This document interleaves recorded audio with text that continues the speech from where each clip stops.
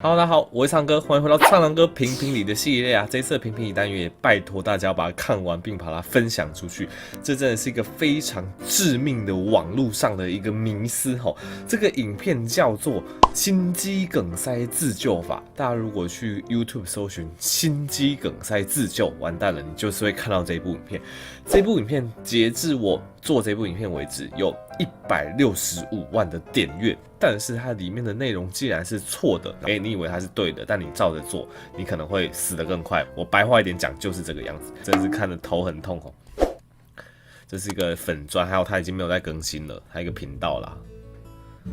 心肌梗塞发生时只有10秒自救的时间。年轻人由于心肌梗死而离开的新闻一再发生，特告知大家一个很重要的知识：自我心肺复苏，关键时刻能救自己一命。假设现在时刻是17点50分，忙碌碌的你上了一整天的班，正在独自开车回家的路上，你感觉到非常紧张和不舒服。突然，你感到胸口有一股剧痛，并且开始蔓延到手臂和下巴。首先，我必须讲一下，他对于心肌梗塞的症状描述算是精确的。他说，首先你感到这个胸口有一股剧痛。通常心肌梗塞的痛法，之前有跟大家讲过，它常常不是剧痛啦，剧痛那种撕裂般的剧痛，那个比较像主动脉搏。那心肌梗塞的胸口痛常常是那种闷闷很沉闷的痛，那教科书上面都会写说那种痛有点像是一只大象踩在你的胸口上有那种感觉，或是一颗大石头压在你的胸口上那种很沉闷的痛，这种比较是典型心肌梗塞的痛。然后心肌梗塞另外一个有趣的地方是它会有所谓的转移痛，所谓的转移痛就是这个地方虽然说心肌梗塞是这边痛，但因为神经连接的关系，它常常会转移到你的下巴或是你的左手臂、肩膀等等的地方，所以如果你一旦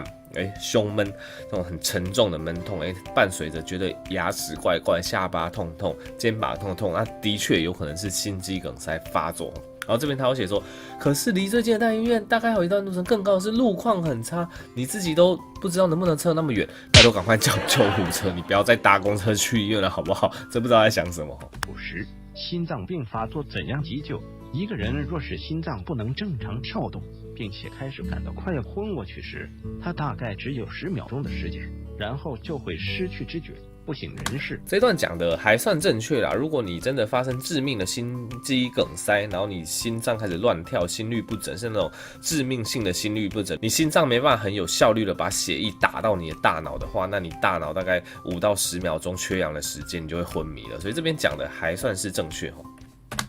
若是四周没有旁人能帮忙急救，患者要立刻把握这10秒钟的短暂黄金时间，自己救自己。如何把握10秒钟黄金时间？先不要惊慌，要不停咳嗽，每次咳嗽前都要先深深吸一大口气，然后用力。他跟你说你在胸闷、心肌梗塞发生的时候，那个时候快要昏厥的时候，他叫你要用力咳嗽，每一口要深深地、长长的、不停地用力的咳，这就是他所谓的心肌梗塞自救法。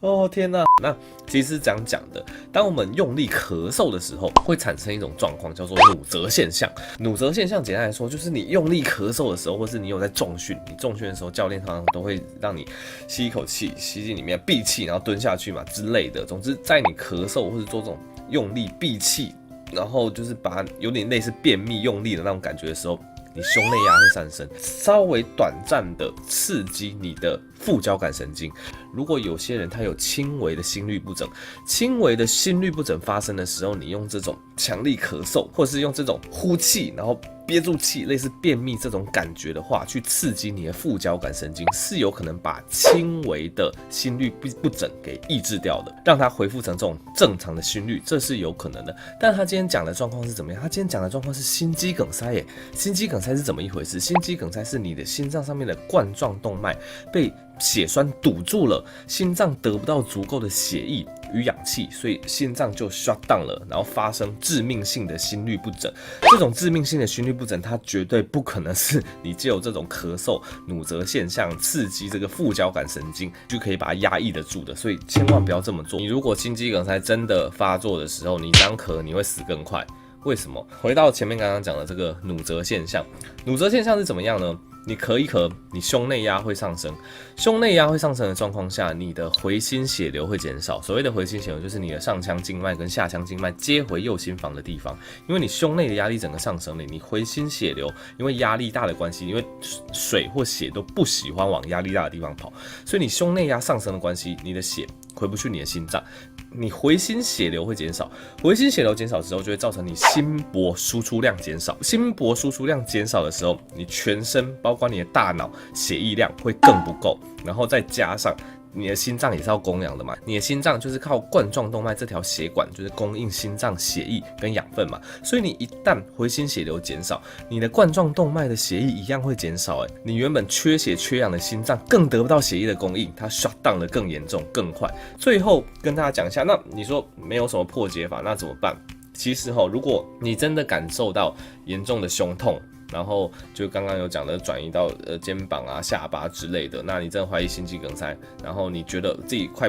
受不了，你赶快让自己平躺，对，因为你赶快让自己躺下来，总比你昏迷之后就是跌倒嘣撞到头还好，等下有脑出血就很衰。所以你真的很不舒服，你赶紧躺下来，赶快平躺。然后如果你周遭真的有人，赶快指定一个人，叫他说我不舒服，帮我打救护车，然后你就可以放心的昏迷了，因为时间真的很短暂啦，因为他讲的5秒到10秒，这个是正确的。如果你是独处，你旁边没有人怎么办？那你就是利用那5秒钟到10秒钟的时间，除了就是赶快让自己躺下，你看看有没有赶紧拿起你的手机或是室内电话都可以，你赶快拨个119还是怎么样？哪怕你拨了之后你就昏迷了，你至少有把电话拨出去，那可能119那一段还是怎么样，他们也可以知道，这边可能有人出事了，有人拨这个电话，但后来都无效无息，他们也可能会赶紧做一些后续的动作，这是有可能的。所以总之不要剧烈咳嗽。那赶快做好一些急救的动作，然后再昏迷，这样才可以让你的生存率升到最高。